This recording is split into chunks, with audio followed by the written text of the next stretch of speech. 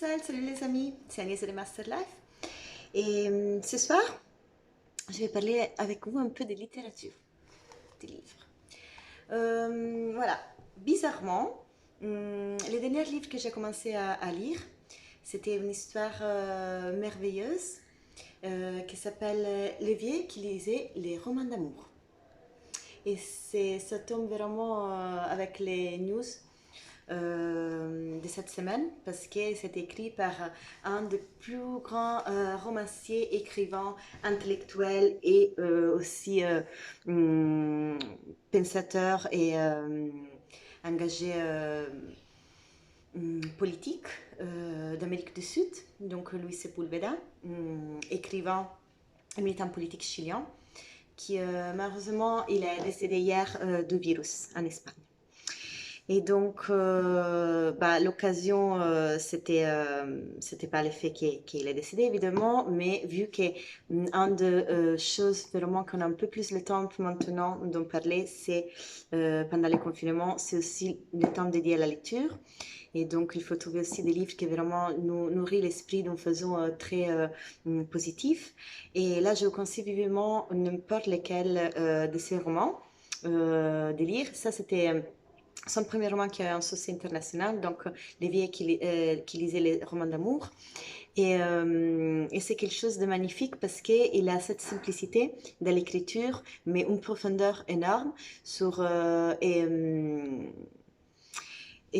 il a quelque chose lié à la nature, aussi à l'écologie, à la politique, mais surtout à l'humain.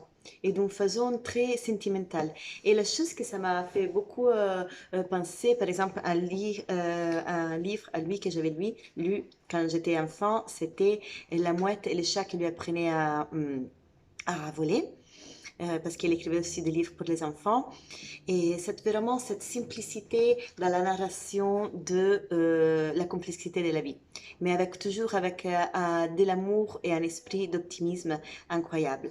Et c'est merveilleux parce que en fait, pour quelqu'un comme lui qui a été militant politique, quelqu'un qui voulait vraiment une société plus juste pour son pays, il a dû être exilé, torturé d'abord, après exilé, mais il a continué jusqu'à la fin de ses jours à parler aussi d'écologie, d'un monde de progrès plus juste pour tout. Bon, ce sont toutes des thématiques qui sont très importantes maintenant, sur lesquelles nous pouvons réfléchir pour améliorer notre monde.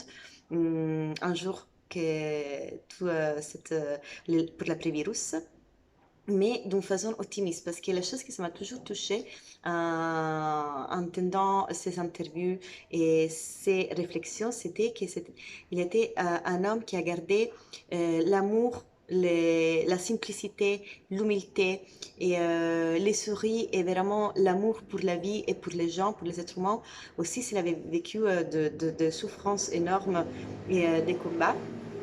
Et aussi, une chose que j'ai toujours adoré, aller voir sa vie sentimentale. Parce que parfois, les écrivains sont très forts à nous faire rêver avec les histoires d'amour, mais les histoires d'amour avec sa compagne de vie, c'est un livre soi-même.